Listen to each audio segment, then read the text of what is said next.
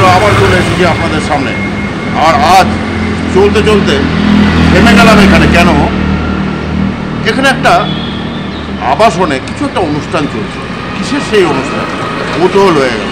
তো চলুন দেখি কি সেই অনুষ্ঠান রয়েছে।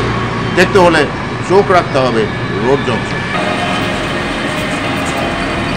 এই মুহূর্তে কিন্তু রোড জংশন নিয়ে আমরা দাঁড়িয়ে আছি জলপাইগুড়ি শহরের কৃষ্ণা ভার্টিকাতে। কৃষ্ণা ভার্টিকা একটি আবাসিক কমপ্লেক্স এবং নানান ধর্মের মানুষ কিন্তু এখানে থাকে। আর আমরা সেখানে একটা অনুষ্ঠান হতে দেখে থেমে পড়েছি। কি সেই অনুষ্ঠান? চলুন আমরা ভেতরের দিকে প্রবেশ করি এবং দেখে নিই যে কি সেই অনুষ্ঠান। আপনাদের আমরা দেখিয়ে দিচ্ছি সেই অনুষ্ঠান। এখানে কিন্তু চলছে কৃষ্ণা ভার্টিকা। আপনারা দেখতে পাচ্ছেন জলপাইগুড়ি শহরের একটা বিলাসবহুল আবাসন, যেখানে কিন্তু নানান ধর্মের মানুষ থাকে।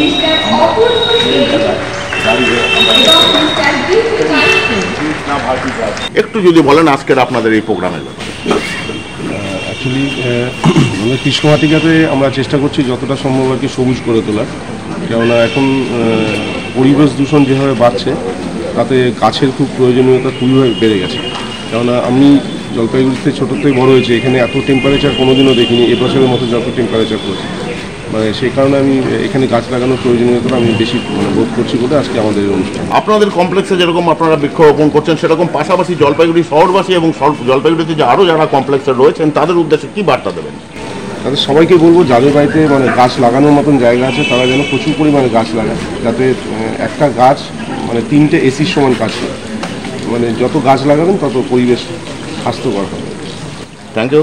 আমরা এই মুহূর্তে কিন্তু পেয়ে গেছি কৃষ্ণা ভার্টিকার প্রকাশ শাহকে। আমরা ওনাকে পেয়ে গেছি এবং উনি সুন্দরভাবে যে প্রতিবার এখানে নানান রকম অনুষ্ঠানের মাধ্যমে যে অনুষ্ঠান করে চলেন, তার জন্য তো আমরা সত্যি ওনাকে ধন্যবাদ জানাই। এবং ওনার উদ্যোগে আজকে যে বৃক্ষরোপণ অনুষ্ঠান চলছে, এবং ওনার উদ্যোগেই না, এই টোটাল কমপ্লেক্সে যারা বসবাস করছেন সর্বধর্মের মানুষ কিন্তু এখানে রয়েছেন। তারা মিলিত হয়ে একত্রিত হয়ে যে এই যে অনুষ্ঠান তৈরি করছেন, যেখানে ফরেস্ট ডিপার্টমেন্টের মানুষরা এসছেন, তারাও কিন্তু একই কথা বলছেন যে এই উদ্যোগ খুবই সাধুবাদযোগ্য। তো চলুন শুনে নিই। আমরা প্রথমেই ধন্যবাদ জানাই যে আমাদের যে এই ছোট্ট প্রচেষ্টা, এই আজকে যে আমাদের এই বৃক্ষরোপণ কর্মসূচি, এই কর্মসূচিতে আমরা আহ্বান জানিয়েছিলাম এখানে আসবার জন্য the conservator of forest and field master of Buxa tiger reserve forest mister Apurba Singh এবং ডিএফও জলপাইগুড়ি মিস্টার ভি বিকাশকে। তা ওনারা দুজনেই এসছেন এবং ওনাদের উপস্থিতিতে আজকে আমাদের এই বৃক্ষরোপণ কর্মসূচি পালিত হচ্ছে। আমরা অত্যন্ত আনন্দিত এবং গর্বিত এবং আমরা ওনাদেরকে আমাদের পক্ষ থেকে কৃতজ্ঞতা জানাই। এবং আমরা প্রতি বছরই আমরা কিছু না কিছু কর্মসূচি গ্রহণ করে থাকি এই সোসাইটির পক্ষ থেকে। এবং আগামী 15ই আগস্ট আমরা আমাদের সোসাইটির পক্ষ থেকে ব্লাড ডোনেশন ক্যাম্প আমরা অর্গানাইজ করছি এবং আমরা চেষ্টা করব যত সংখ্যক আমরা এখানে ব্লাড এখানে আমরা দিতে পারি সেটা আমাদের প্রচেষ্টা থাকবে।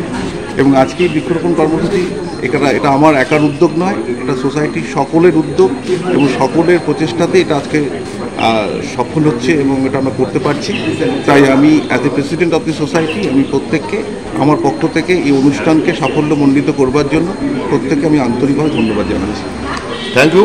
আপনারা কিন্তু শুনলেন যে উনি অ্যাজ এ প্রেসিডেন্ট এই যে কমপ্লেক্স রয়েছে কৃষ্ণা ভার্টিকা, সেখানকার সব আবাসিকদের কিন্তু উনি একসাথে করে একত্রিত করে নানান রকম প্রোগ্রাম অনুষ্ঠান করে থাকেন। কেমন লাগছে আজকের এই অনুষ্ঠান? খুব ভালো। এই বৃক্ষরোপণ সম্বন্ধে কি বলবেন?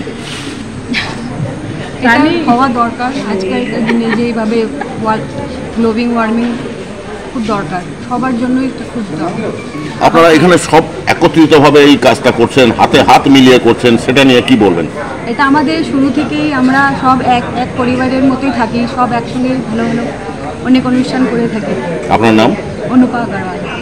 আপনারা দেখছেন মারোয়াড়ি সম্প্রদায়ের মহিলা, তিনিও কিন্তু এখানে রয়েছেন এবং সে জায়গায় দাঁড়িয়ে কোনো রকম কোনো বাধা নেই, কোনো কিছু নেই, সবাই হাতে হাত মিলিয়ে কিন্তু আমরা সেই দেখছি কৃষ্ণা ভার্টিকাতে প্রথম থেকেই আমরা দেখছি নানান অনুষ্ঠান হয়ে চলেছে। এবার আমরা এই কৃষ্ণা ভার্টিকার যে বৃক্ষরোপণ অনুষ্ঠান আমরা সেটা আপনাদের সরাসরি জানাবো। আমরা কিন্তু এই মুহূর্তে chief conservator of the forest ওনাকে পেয়ে গেছি। একটু যদি আপনি বলি যে আজকে এই কমপ্লেক্সে এসে এই যে বৃক্ষরোপণ অনুষ্ঠান হচ্ছে সেখানে দাঁড়িয়ে আপনি কি বলতে চান? আর দেখুন এই প্রোগ্রাম তো খুব ভালো নিয়েছেন ওনারা, কারণ আমরা জানি যেখানে কংক্রিট তৈরি হয় ওখানে একটা হিট আইল্যান্ড তৈরি হয়। এর মধ্যে যদি ওনারা গাছ লাগান তাহলে সেই গাছটা যে ল্যাটেন্ট হিটটা নিয়ে নেবে, অর্থাৎ এই হিট আইল্যান্ড হওয়ার যে ব্যাপারটা এটা কমে যাবে, এটা অবশ্যই পরিবেশের পক্ষে খুব ভালো হবে। এবং আমি প্রত্যেকটা যে এখানে আবাসিকরা আছেন তাদের কনগ্র্যাচুলেট করছি এরকম একটা সুন্দর প্রোগ্রাম অনুষ্ঠান এভাবে নেওয়ার জন্য। আমরা কিন্তু ডিএফও যিনি আছেন তাকেও আমরা পেয়ে গেছি, একটু শুনে নেব তার বক্তব্য, তিনি আজকে কি বলতে চান। सर जो बोल रहा था जो ग्रीन आइलैंड मैंने अर्बन स्पेसेस के अंदर में ग्रीन आइलैंड होना चाहिए। अभी हम लोग जो बोलते हैं ना going back to the roots.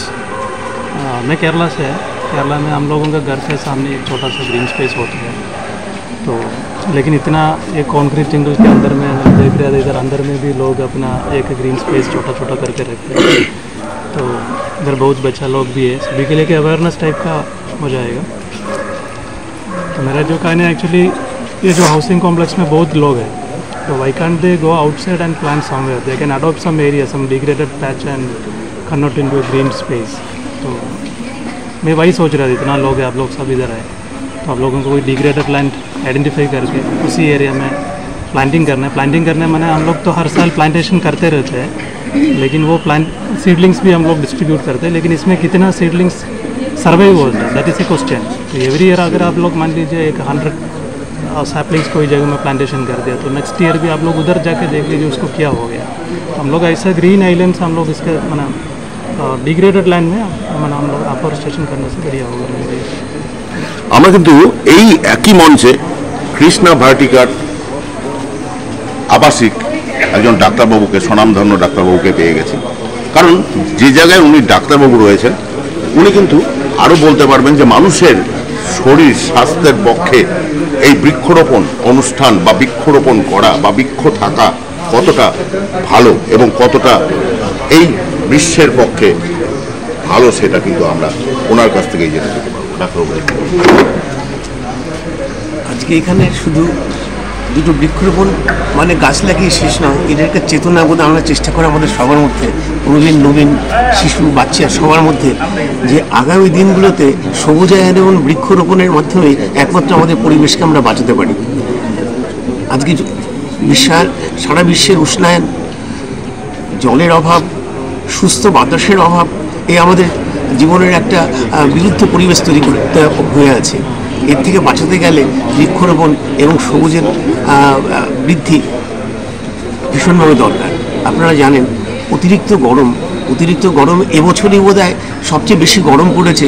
দিল্লিতে একদিনের জন্য প্রায় 49.9, নাগপুরে প্রায় 56 হয়েছিল দুদিনের জন্য, যেটা আমাদের শরীরের পক্ষে বিরুদ্ধ পরিবেশ তৈরি করে। আপনারা জানেন যে যদি দীর্ঘ সময় 40 ডিগ্রি, 42 ডিগ্রি বা 43 ডিগ্রির বেশি টেম্পারেচারে থাকে, তাহলে আমাদের শরীরের সেলগুলো প্রোটিন নষ্ট হয়, আমাদের সেলগুলো অসুস্থতা আরম্ভ করে।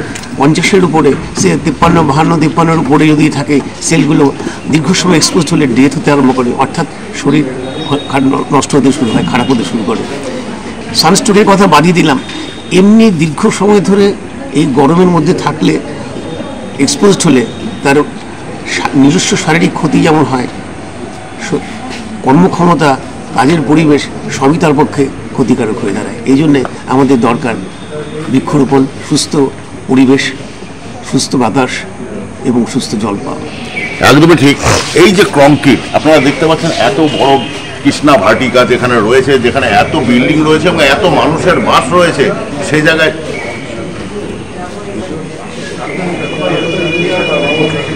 জায়গায় দাঁড়িয়ে কিন্তু আমরা দেখতেই পাচ্ছি যে সত্যি সেখানে এবং সবুজায়ন সেখানে কিন্তু রয়েছে।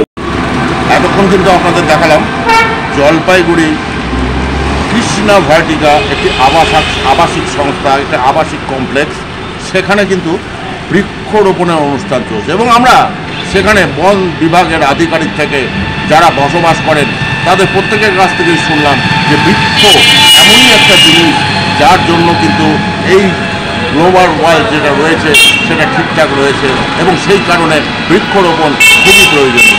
আমরা সেই দৃশ্য কিন্তু আপনাদের দেখালাম। ক্যামেরা পিঙ্কির সঙ্গে আমি সৌমিত্র, চ্যানেল বাংলা।